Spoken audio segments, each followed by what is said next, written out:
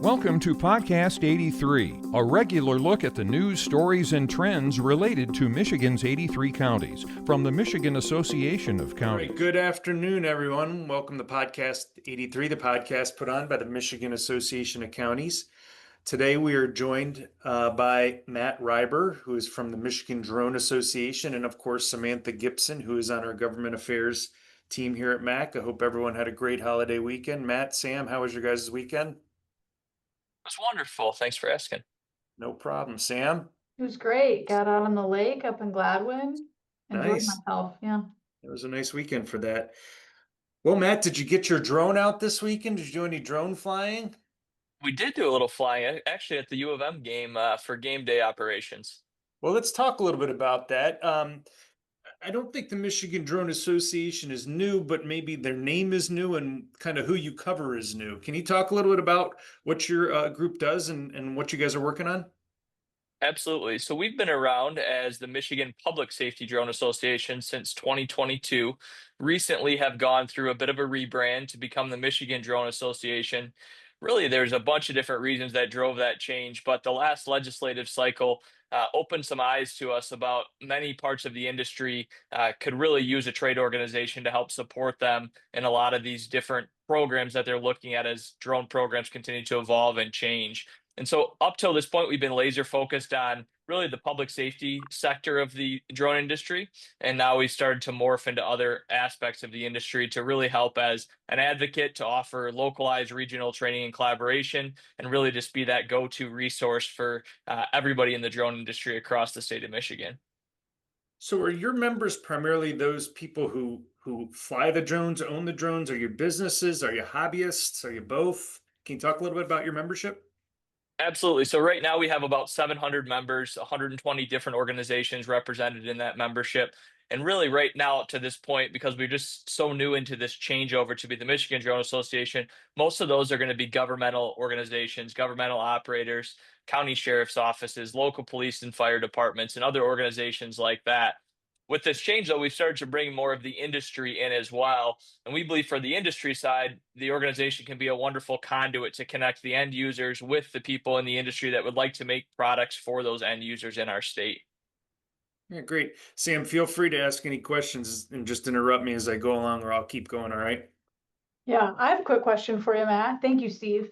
You talk about the industry partners that you have. What are some ways that county governments can utilize drones beyond the public safety aspects of it? And are there opportunities for county governments to work with industry in this space as well? Absolutely. We've seen really over time that the public safety agencies have been the trailblazers for the use of the technology, but really they're helping support many other aspects of the county government, whether it be inspection of parks, roof inspection, road inspections. A lot of different use cases go into that. And so while that technology has traditionally started in public safety, just because of the regulatory environment and really that life-saving use case, we see those departments are then being tapped in so many different aspects of county government to be used for other aspects to kind of share use those resources. Yeah, when you're talking about drones, is it just things that fly, or is it any sort of automated vehicle that may be remote control or AI operated or anything like that?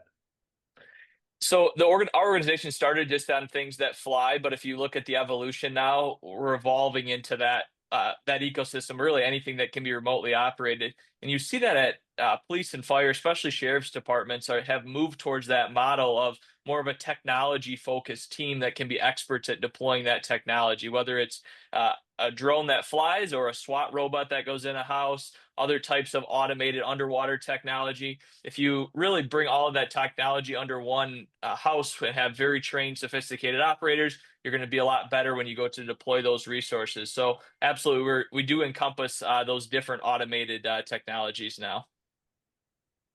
Yeah, let's shift gears a little bit and talk a little bit about the regulatory environment and how that looks in Michigan, maybe versus other states. Can you speak to, who regulates the use of these, the skies, the water, any of it? Absolutely. So there's a lot. It's a hot question. There's a lot of different aspects to it. At the end of the day, the FAA regulates on the federal side anything that leaves the ground, whether it's 1 inch off the ground or 30,000 feet in the air. The FAA is the regulatory body of that airspace. And what we've seen is over time, some different carve outs and abilities for the states to do different things. But for the most part, the actual application of those drones flying in the airspace is regulated by the FAA. And as governmental operators, there's a couple of different ways we can operate, both as our agencies and organizations getting licenses and then private pilots as well. Where the state kind of steps in different aspects is that regulatory side with procurement, use, and many of those other principles that don't fall in that aircraft just flying in the national airspace. And really, that's where we've seen Michigan starting to step on board with some of the potential regulatory hurdles that other states have experienced now from the procurement side, as well as some other use types of opportunities. What do you mean when you say procurement side? Are you saying like delivery, that sort of area, or what? Can you speak to that a minute?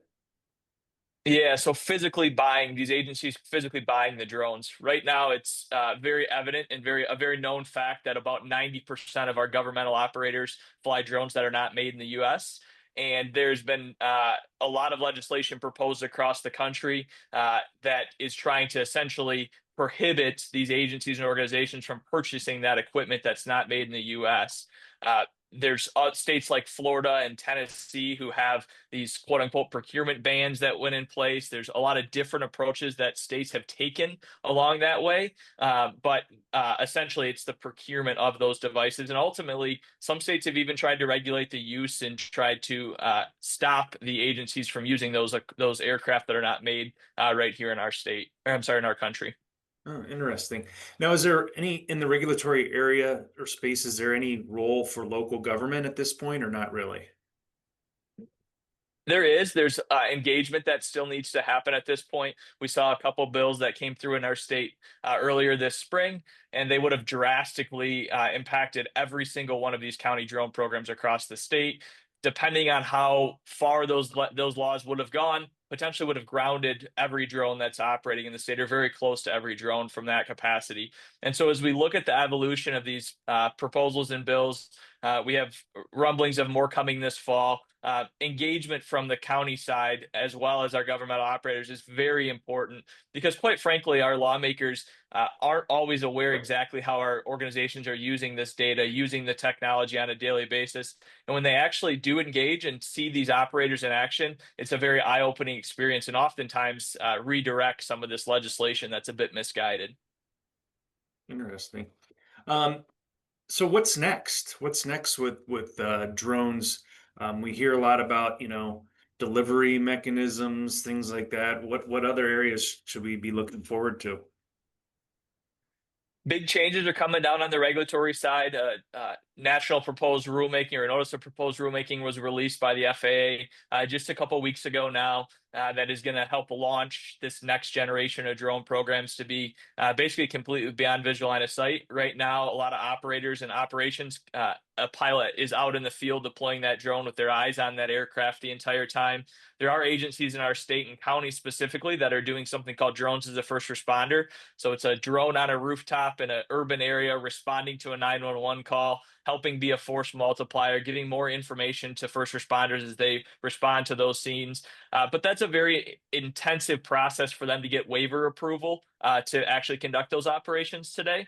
So the next generation, under this, what they're calling the Part 108, under the notice of proposed rulemaking, is going to help escalate that at scale. Now, with that rulemaking, though, there's a lot of, I would say, setbacks in ways that agencies could experience if that rule comes out as it is. So right now, that rulemaking is in a comment period and is a wonderful opportunity for organizations to also engage with the federal legislature about what that's going to look like moving forward, because we are in a bit of a transition time in the drone industry. The one other thing I would add too is the state is really focused on becoming a drone hub for for corporations, organizations that are looking to develop technology and software. And so finding ways for us to link our county operators with these organizations, with the state, to help move this along is, I believe, what's going to ultimately win out. Really, everyone has to work together across the whole ecosystem to come up with these solutions that are going to be competitive against what we're using today that's from outside of the country. Yeah, to stand that regulatory component, maybe you could speak a little bit about, you mentioned the U of M game this weekend. can you speak, like, can anyone go and fly their drone over Michigan Stadium, or how does that work? Can you kind of talk through that process? Yeah, so our stadium districts are a bit different. There's something called a temporary flight restriction that goes into effect at certain times over some of these large venues. The Bridge Walk this weekend actually had a temporary flight restriction as well, so no recreational user could fly a drone legally in that airspace. Where the rubber meets the road in a bit of a scary way, though, is that not being able to legally fly in that airspace is very different than being incapable of flying in that airspace. And so, what our counties are also looking at right now is how do you continue to invest in things like drone detection technology and other aspects that are going to help actually detect those rogue drones that are flying in that airspace. Just this weekend at the U of M game, multiple PD drone teams were flying in that airspace to provide event-based security and incident response for medicals and other situations. But they also, those teams down there, run a counter drone operation where if somebody launches a drone in that airspace and is in the stadium area in that prohibited time, they're going to respond with units to that pilot. They're going to try to find that drone and get that drone back on the ground. What we're seeing on the legislative side right now, though, is that state and local government have no ability to take a rogue drone out of the airspace. So all we can do as local law enforcement is walk up to that pilot and say, hello, sir, could you please land that drone so we can have a conversation about this? We actually can't even enforce law regarding those FAA federal laws either. So we take the drone, we document, take the drone if it warrants it. We document the situation in the encounter and we report it to the FAA. Only there's a few three-letter agencies that can conduct true mitigation, which is jamming and actually taking those drones out of the sky. And so you'll see right now as this legislative starts to change, there will be some proposals hopefully coming out this fall and some funding to help state and local governments start to do that sort of drone detection and mitigation because that's really how we're going to protect these big events moving forward.